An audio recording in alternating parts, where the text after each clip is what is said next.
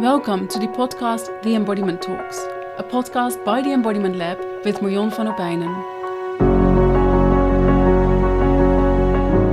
Taking your role as change agent of societal or education systems requires vision and courage.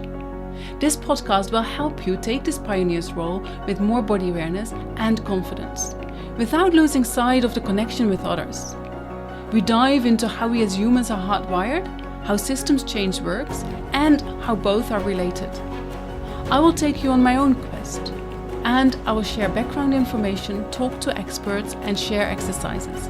We will think, feel, and act. Great that you're here, and happy listening.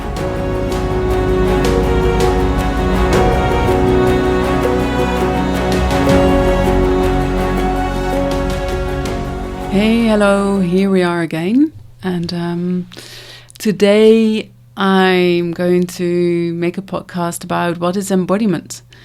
It's a question that I often get from people, so I think it's time to dive a little bit deeper in embodiment.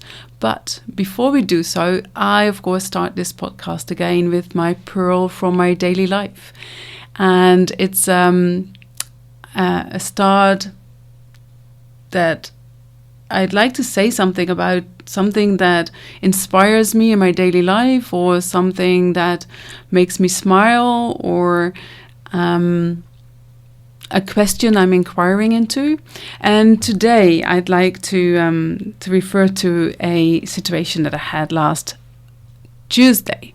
I was teaching a course, Leadership for Transformation, and we got into a discussion about storytelling for transformation and why that's actually important. And I referred to a situation for myself, but also I asked a student to think about a teacher at high school or a teacher at university that really inspired them and that they still remember. So we all have those teachers, and maybe do that for yourself now as well. Who's a teacher that you still remember?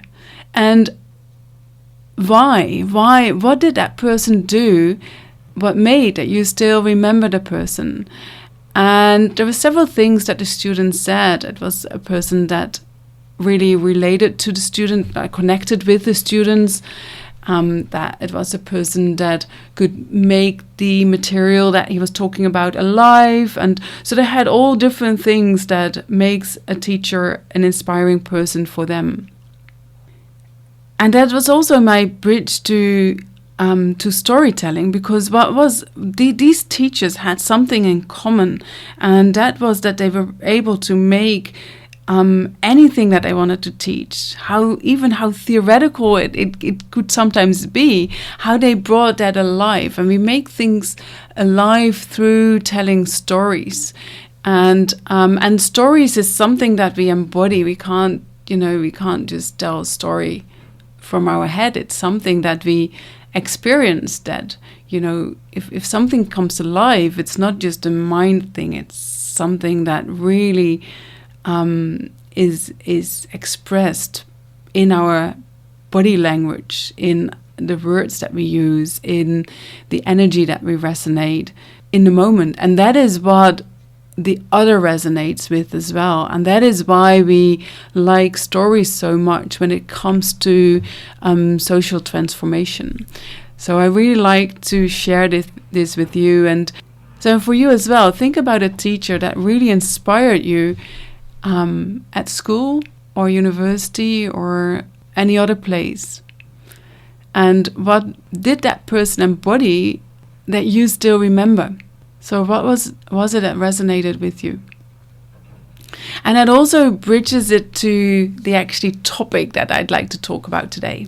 So let's move from this pearl for my daily life into today's topic, which is about embodiment.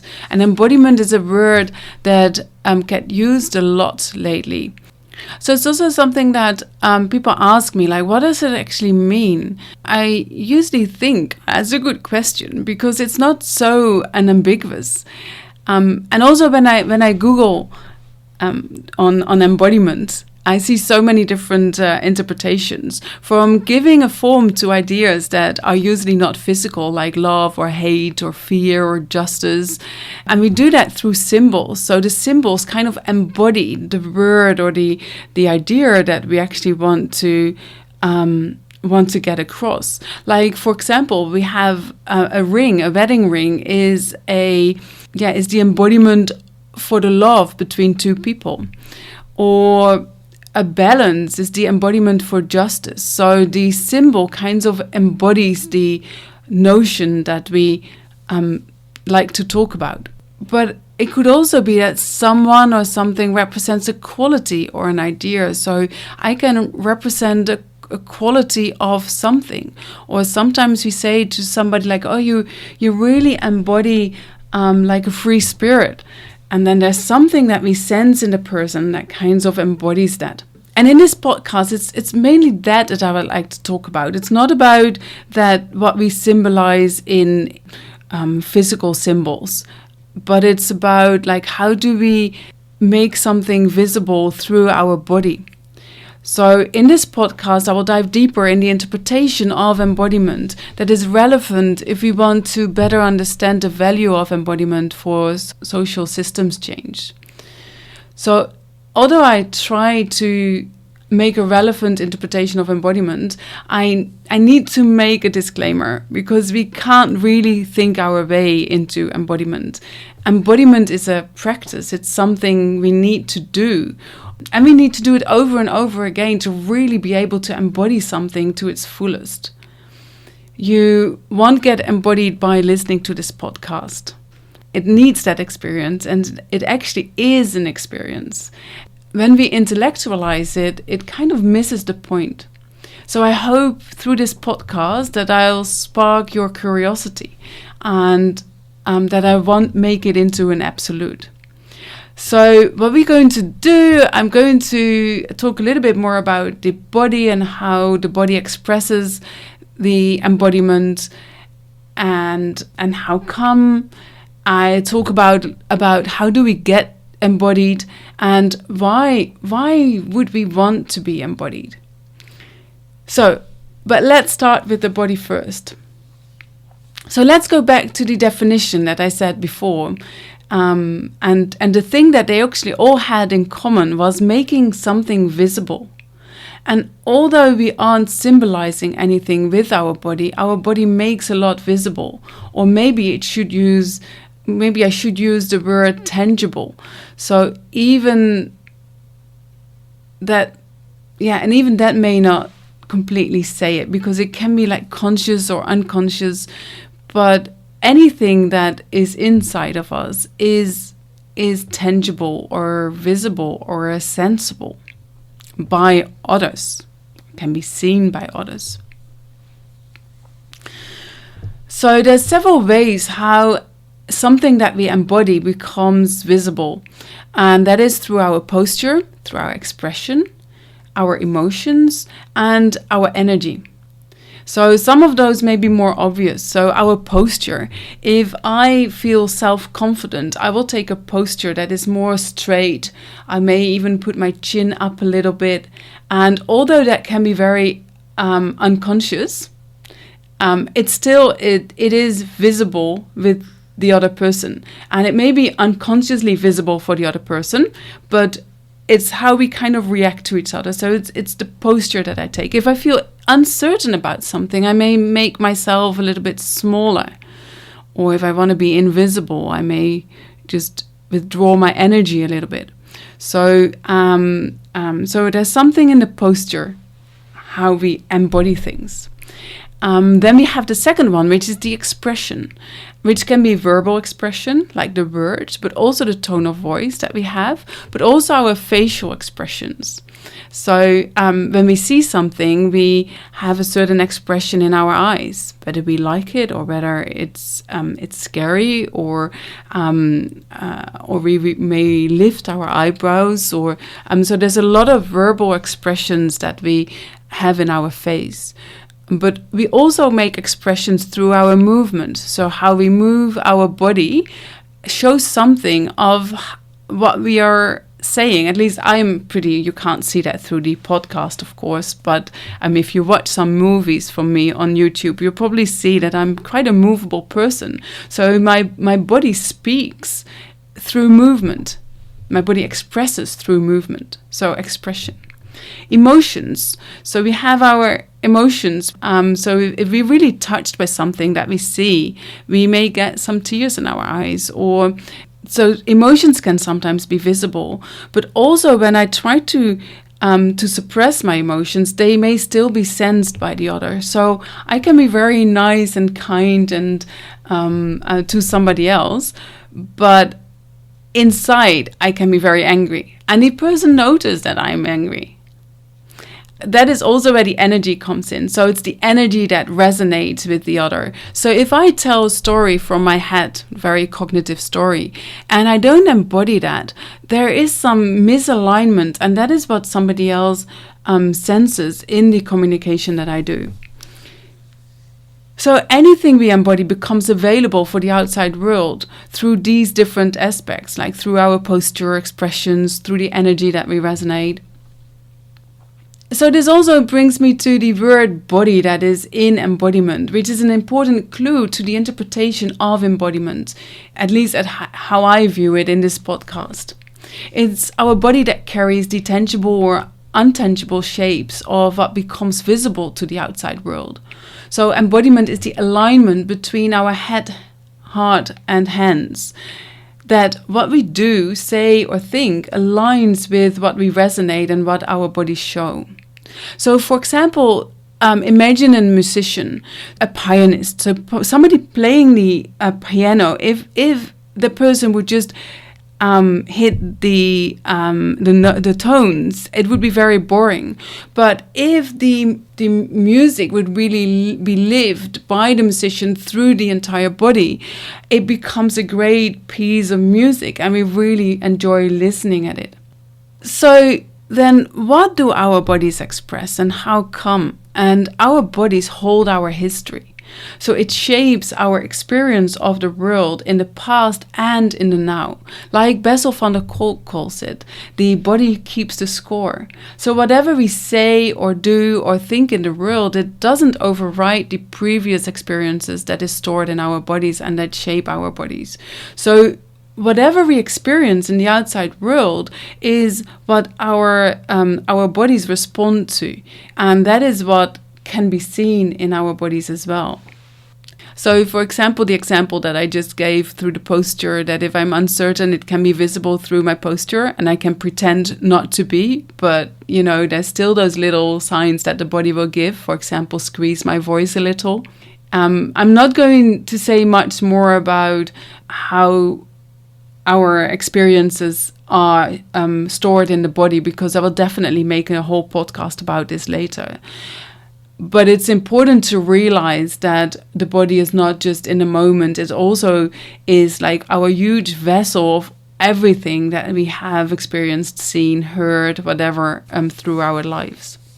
And as I said, when we don't say or act based on what we embody, there is a mismatch which gets really visible, being our words and actions that do not align with what resonates.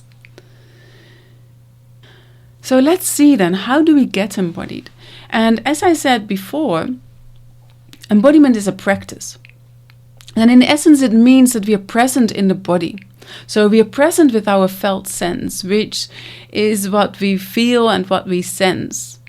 And all the physical sensations in the moment, which seem easy to describe, because you can kind of look at it, which is always more like a top-down approach to our body. But embodiment also includes the bottom-up approach to the body. So let me explain a little bit more about that. But let's first do a small experiment. So just lift your arm and move it a little bit. It may be difficult to describe what you actually experience, but I noticed that some muscles tense, and I'm moving my hand, so I'm kind of stretching my hand, and I'm making a fist of my hand, and I can notice that that is bringing some warmth in my hand, and I can notice like the muscles. But what would happen if I would perceive that movement from the inside? So that's more an inside out or a bottom up approach. And then I can really perceive the movement in my hand. With every small little movement that I make, the perception of the movement changes. And they even may create some wind through the air, and some may feel more relaxing than others. But it's the perception of the experience of the movement that is very difficult to give words to. And that is also what our felt sense is about. So that felt sense, and now I'm focusing it on my hand because I deliberately start moving my hand. But you can probably also understand that the felt sense, it's something that moves through us all the time in response to outside situations, to thoughts, to changes in sensory perceptions. So it's something we can't think about, because then we get stuck in that particular physical sensation or start analyzing it. So that is more the top down, but we can just be with the experience. And so to become more embodied, we need to be able to be with that experience. However, in our Western world, we are contaminated with the idea, I think, therefore I am, the famous saying of Descartes. And we give a lot of power to rationalizing everything, to our logic, to our thinking. And our body and all its intelligence is subordinate to our cognitive intelligence.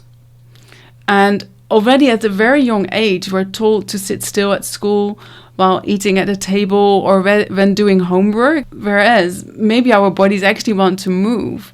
But we are taught to be disconnected to the feeling that we want to move or to what is alive in our body, because it's not easy at school when everybody has another rhythm in the class. And then I'm just taking school as an example, but there's many other examples. Like it's the same at work, maybe, where it's really difficult if everybody starts following their bodily felt sense and just start doing in the moment whatever they feel like doing. But we then got to the completely other extreme to say like, okay, we better just completely disconnect from that. We've become masters in looking at the body, so we tend to see the body as a thing or an object. So we treat it as something that is carrying my head around, or we talk about it. So I can talk about my feelings or emotions, but really to experience the perception from the inside is something different.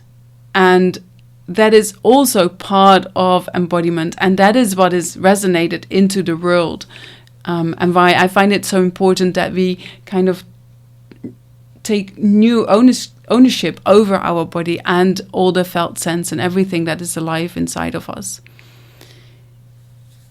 So an important aspect of embodiment is to be present with the felt sense, to know that to relearn the language of our body, because it's a huge source if we know how to listen to it. And embodiment is about owning all there is of ourselves. It's about stepping into our wholeness and expressing our truth through what we say, but also through what we resonate. And if we resonate it anyway, then we better be conscious about it. Then another question I sometimes get is like, can I always be embodied? And I don't think we can. But we can train ourselves to become more and more embodied in longer periods of time. And we can also train ourselves to be more resilient, so if we move away from our embodiment, that we can actually move back, that we can notice and we can bring back our attention to our body. So why am I so passionate about embodiment, and why do I find it important that we get more embodied if we talk about societal systems change. But I also have to look at what has it brought me. It's made me much more balanced, and it's also more difficult to have myself thrown off balance,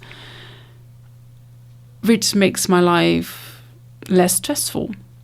And it also helps me to connect with others, and to, if something happens inside of me, I notice, so I can bring it in the conversation, I can bring it in the relationship without that I have to act it out.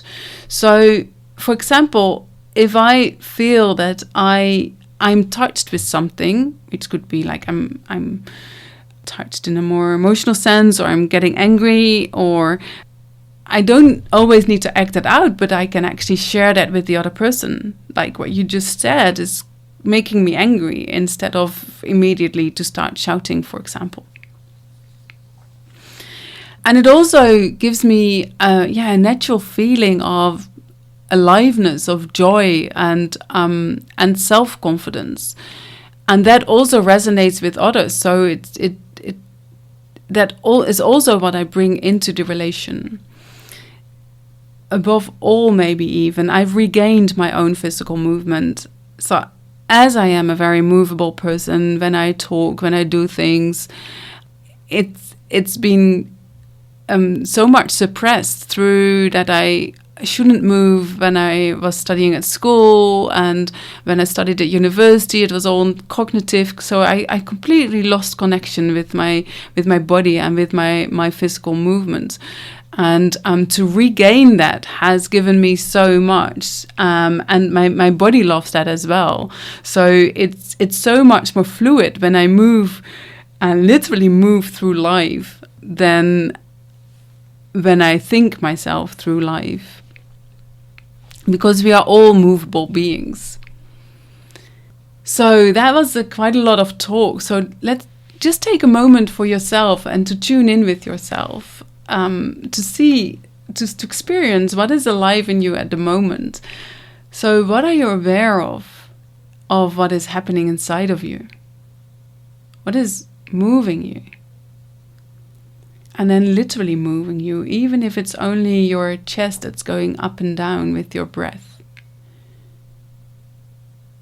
Or maybe you sense that you have cold hands or feet. So just notice without making any judgment. Because this is probably where embodiment and getting embodied starts.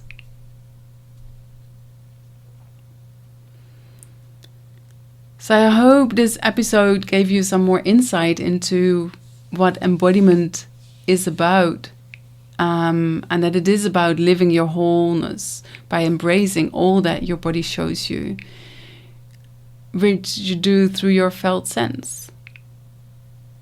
And that anything that you embody, whether it's conscious or unconsciously, that you express that to the outside world through your postures, through your expressions, your emotions, your energy, and that is what resonates with the outside world. So I really hope that this episode inspired you to get more in touch with your body and to commit yourself to your body. If you have any questions about this episode, don't hesitate to contact me.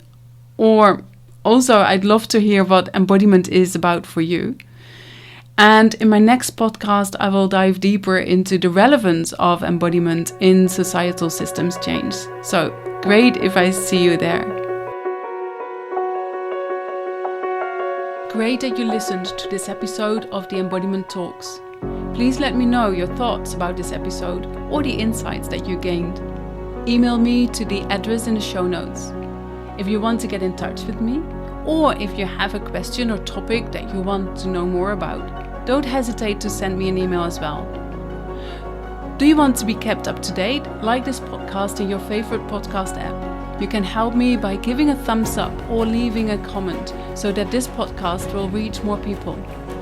You can find more information about my work on my website www.embodimentlab.nl or my YouTube channel Embodiment Lab.